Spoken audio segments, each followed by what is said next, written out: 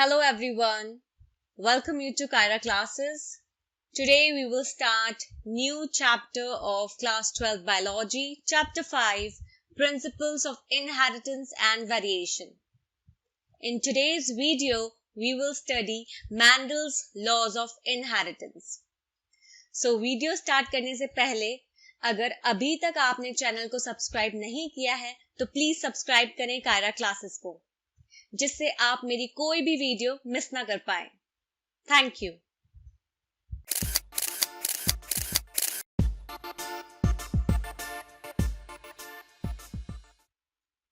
So start करते हैं principles of inheritance and variation. जैसे कि नाम से ही पता चल रहा है, इनहेरिटेंस का मतलब होता है, अगर मैं सिंपल भाषा में बोलूं तो हेरिडिटी, और इनहेरिटेंस एक ही टर्म है.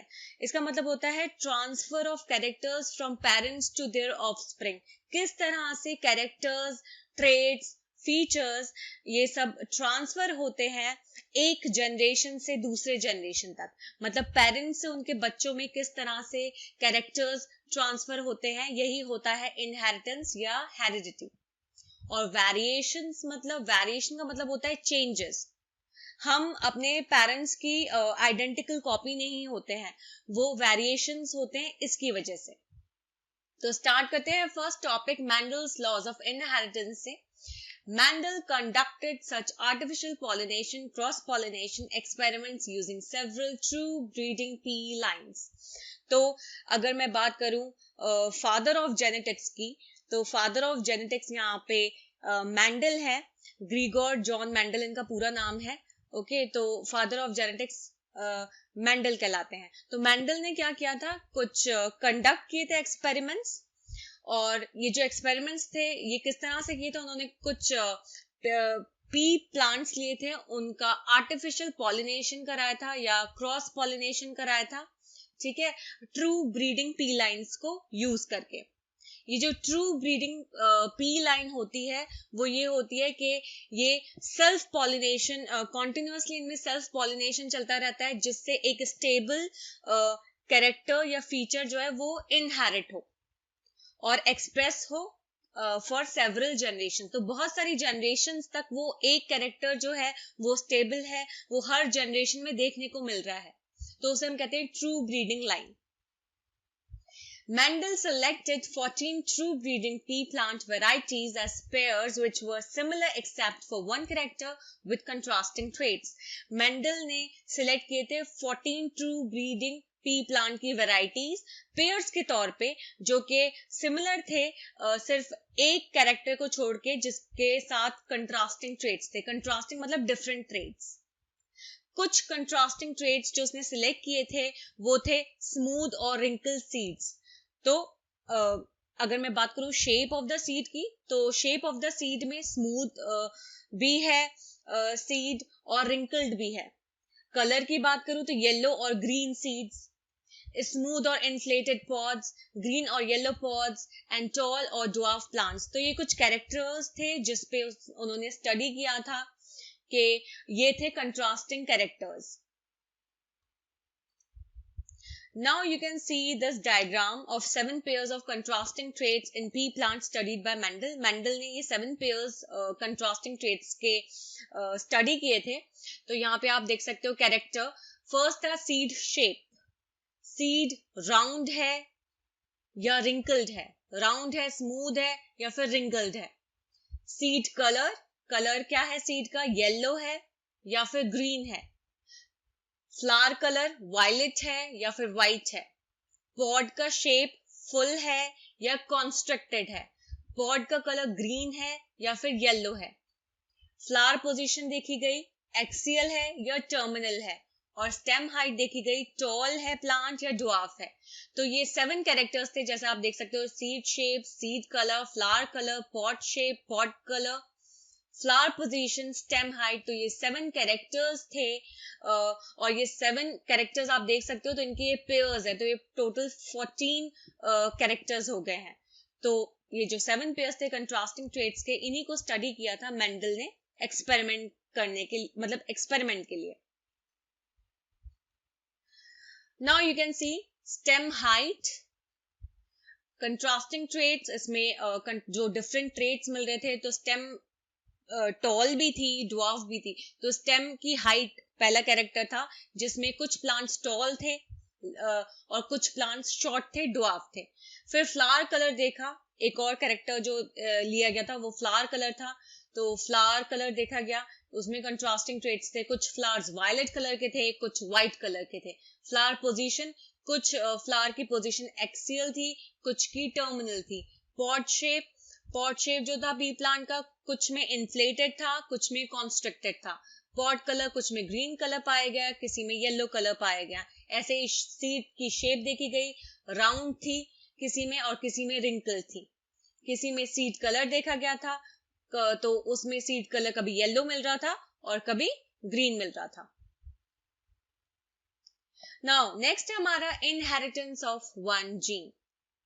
Example of one such hybridization experiment carried out by Mendel, where he crossed tall and dwarf pea plants to study the inheritance of one gene. अब हाइब्रिडाइजेशन का मतलब होता है जब हम प्लांट को ब्रीड कराते हैं कोई डिफरेंट स्पीशीज से या कोई अलग वैरायटी से। तो जब हम किसी वैरायटी से या किसी डिफरेंट स्पीशीज से प्लांट को ब्रीड कराते हैं तो उसे हम कहते हैं हाइब्रिडाइजेशन। तो एक हाइब्रिडाइजेशन एक्सपेरिमेंट का ये एग्जाम्पल था जो मेंडल ने किया था। वो ये था कि उसने जो टॉल पी प्लांट्स थे उनको क्रॉस कराया था ड्वार्फ पी प्लांट्स थे। इसका मतलब जो जिनकी हाइट, स्टेम की हाइट टॉल थी और जो शॉर्ट थे, उनको आपस में क्रॉस कराया, जिससे वो स्टडी कर सके किस तरह से इनहेरिटेंस होता है एक जीन का। तो उन्होंने सीड्स को कलेक्ट किया। Okay, he collected the seeds produced as a result of this cross and grew them to generate plants of the first hybrid generation. This generation is also called the filial 1 progeny or the F1. फिर जो seeds produce हुई थी उन्हें collect किया गया as a result of this cross. इस cross से जितनी seeds produce हुई उन्हें collect किया गया और फिर उन्हें उगाया गया, जिससे वो plants को generate कर सके और वो जो प्लांट्स जनरेट होंगे वो फर्स्ट हाइब्रिड जनरेशन के होंगे। इस जनरेशन को उन्होंने कहा था फिलियल 1 प्रोजेनी और F1 जनरेशन। मेंडल ने ऑब्जर्व किया था कि जितने भी F1 प्रोजेनी के प्लांट्स हैं या फिर फिलियल 1 प्रोजेनी के प्लांट्स हैं, वो सारे के सारे टॉल थे, like one of its parents के में मैंने आपको बताया था कंट्रास्टिंग कैरेक्टर था, एक टॉल था एक शॉर्ट था। तो उन दो पेरेंट्स जो थे उनमें से एक का कैरेक्टर यहाँ पे डोमिनेंट था कि सारे के सारे जो प्लांट्स थे वो टॉल थे और उनमें से कोई भी जो प्लांट था वो ड्वार्फ नहीं था, शॉर्ट नहीं था। He made similar observations for the other pairs of traits. ऐसे ही उन्होंने यही सिमिलर एक जैसे ऑब्जर्वेशंस ही बनाए और जो दूसरे पेयर्स थे ट्रेट्स के उनके लिए, और उन्होंने ये देखा कि F1 जनरेशन जो है वो हमेशा जो है रिजेंबल करती है दो पेरेंट्स में से एक पेरेंट के ट्रेट को, और जो दूसरे पेरेंट का ट्रेट होता है वो उनमें देखने को नहीं मिलता है F1 जनरेशन में। Mendel then self-pollinated the tall F1 plants and to his surprise found that in the filial 2 generation, some of the offspring were dwarf. The character that was not seen in the F1 generation was now expressed. फिर Mendel ने क्या किया, in plants को self pollinate कराया, जिसे हम कहते हैं सेल्फिंग। उन्होंने उन प्लांट्स को आपस में क्रॉस कराया, सेल्फ पॉलिनेट कराया। तो जो टॉल F1 प्लांट्स थे उनको आपस में क्रॉस कराया, तो उन्होंने ये देखा कि जब सेकंड फिलियल जनरेशन में जो प्लांट्स बने, फॉर्म हुए, उनके जो ऑफस्प्रिंग थे उनमें कुछ ड्वार्फ प्लांट्स भी देखने को मिले। तो जो कैरेक्टर F1 जनरेशन में एक्सप्रेस नहीं हुआ था वो अब F2 जनरेशन में एक्सप्रेस हो रहा है। तो जहां हमें F1 जनरेशन में सारे के सारे टॉल प्लांट्स मिल रहे थे, वहीं F2 जनरेशन में ये देखा गया कि कुछ प्लांट्स ड्वार्फ ट्रेट भी अपने अंदर रख रहे थे। Now let's see steps in making a cross in P. किस तरह से क्रॉस बनाया गया, मतलब क्रॉस किया गया पी प्लांट में। तो इसे हम कहते हैं आर्टिफिशियल पॉलिनेशन। तो यहाँ पे आप देख सकते हो, यहाँ पे petal, stigma, anther, stamen, carpel, ये डिफरेंट पार्ट्स शो कर रखे हैं फ्लावर के। तो यहाँ पे जो एंथर था, जो मेल पेरेंट का पार्ट है, ओके, उस एंथर को रिमूव किया गया। तो जब एंथर को रिमूव किया जाता है उस प्रोसेस को हम कहते हैं इमैस्कुलेशन। ओके, और इस जब एंथर को रिमूव किया गया और देन ट्रांसफर किया गया फीमेल पेरेंट तक, ओके, तो जो ट्रांसफर होता है पॉलन का, या फिर सिंपल अगर मैं बात करूं जो एंथर है उस पे पॉलन ग्रेन्स होते हैं, तो ये जो ट्रांसफर होता है पॉलन का उसे हम कहते हैं पॉलिनेशन। ओके, तो जब जैसे ही ट्रांसफर हुआ पॉलन का स्टिग्मा पे, तो क्या हुआ फिर ये जो है पूरा का पूरा पॉलिनेशन हुआ, और उसके बाद ये डिफरेंट डिफरेंट कैरेक्टर्स यहाँ पे शो हुए। The proportion of plants that were dwarf were 1/4 of the F2 plants, while 3/4 of the F2 plants were tall. जो proportion था plants का, तो जब F2 जनरेशन में देखा गया, जो फिलियल 2 जनरेशन थी उसमें जब proportion देखा गया plants का कि कितने tall थे कितने dwarf थे, तो ये देखा गया कि 1/4 plants जो थे F2 जो 1/4 प्लांट्स थे F2 जनरेशन के वो ड्वार्फ थे, जबकि 3/4 प्लांट्स जो थे F2 के वो टॉल थे। इसका मतलब 4 में से 1 प्लांट ड्वार्फ था और 4 में से 3 प्लांट्स जो थे वो टॉल थे F2 जनरेशन में। टॉल और ड्वार्फ ये जो ट्रेट्स हैं या फीचर्स हैं, ये अपने पेरेंटल टाइप के बिल्कुल आइडेंटिकल थे और उन्होंने किसी भी तरह की ब्लेंडिंग नहीं शो कर रखी थी। That is all, the offspring were either tall और dwarf, none were of in between height. इसका मतलब ब्लेंडिंग मतलब कि मैं कह सकती हूँ मिक्सिंग, या फिर ऐसा कह सकते हैं कि जो सारे के सारे ऑफस्प्रिंग थे या तो वो टॉल थे या ड्वार्फ थे, ऐसा नहीं था कि उनमें से कोई बीच की हाइट का प्रेजेंट था। नेक्स्ट है हमारा genes. Genes therefore are the units of inheritance. तो जीन्स अगर मैं बात करूं तो फंक्शनल यूनिट ऑफ क्रोमोसोम्स भी कह सकते हैं इसे। ओके, तो जीन्स क्या है? बेसिकली यूनिट्स ऑफ इनहेरिटेंस है। They contain the information that is required to express a particular trait in an organism. तो ये जो genes हैं इसमें information stored होती है या ये contain करते हैं information को जो कि required होती है किसी भी एक trait को express करने के लिए organism में। तो कोई भी feature अगर express होना है organism में, दिखना है, तो इसके लिए क्या होता है?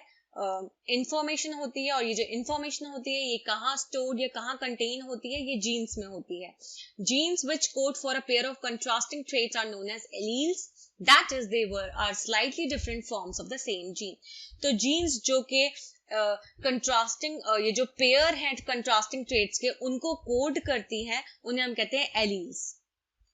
दैट इज ये एक तरह से सेम जीन के डिफरेंट फॉर्म्स होते हैं। तो बेसिकली अगर मैं एलील बोलूं तो different forms of a gene, तो वो जो जीन है वो सेम होना चाहिए, एक ही जीन के डिफरेंट फॉर्म्स, उन्हें हम कहते हैं एलील्स।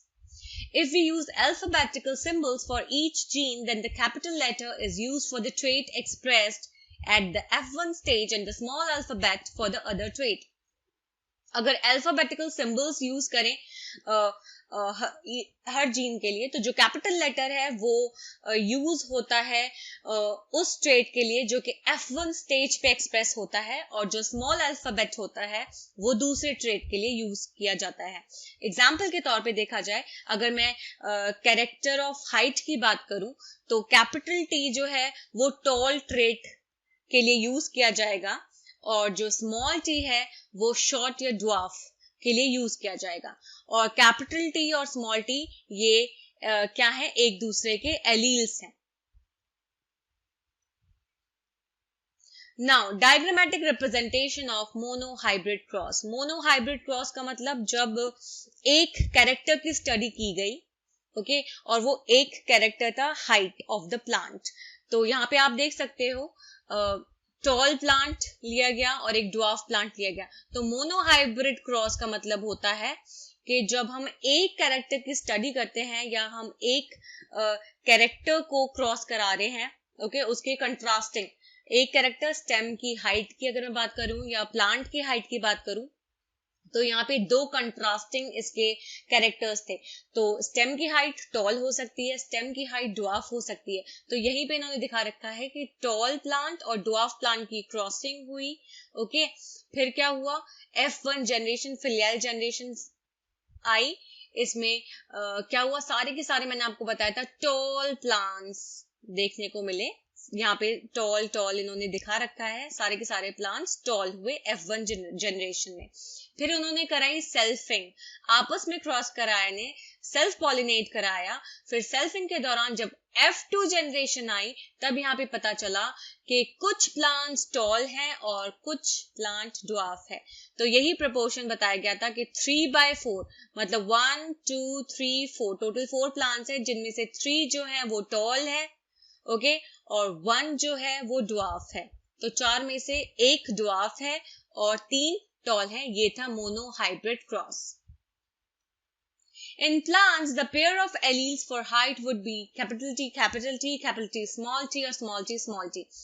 Plants में अगर alleles, obviously alleles जो है वो पेयर में ही होती है, ओके, तो हाइट की जो हाइट मेंशन कर रही है यहाँ पे alleles, तो वो भी पेयर में ही है, क्योंकि alleles हमेशा पेयर में होती है। जैसे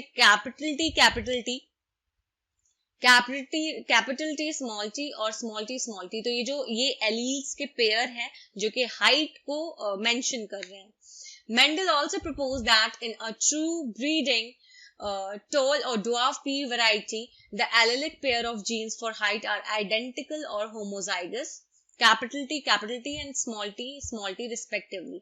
मैंडल ने ये भी प्रपोज किया था कि एक ट्रू ब्रीडिंग जब हम कराते हैं तो टॉल और ड्वार्फ पी की जो वैरायटी है, उनका जो एलेलिक पेयर होता है जीन्स का हाइट के लिए, वो आइडेंटिकल होता है, एक जैसा होता है, या होमोजाइगस उसे हम कह सकते हैं। तो कैपिटल टी यहाँ पे एक जैसे हैं, दोनों टीज जो है वो कैपिटल ही हैं, तो ये होमोजाइगस कंडीशन है या आइडेंटिकल है।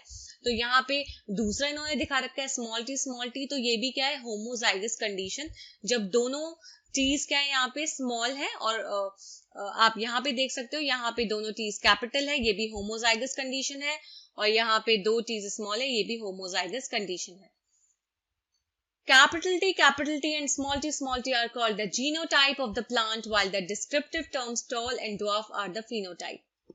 ये जो capital T and small T की बात करूं तो ये जीनोटाइप है, ये बेसिकली जेनेटिक मेकअप बताते हैं प्लांट का, ओके, और ये जो टॉल और ड्वार्फ जो डिस्क्रिप्टिव टर्म्स हैं, ये फिनोटाइप बताती है प्लांट का। फिनोटाइप की बात करूं तो एक फिजिकल अपीयरेंस क्या है, वो होता है फिनोटाइप।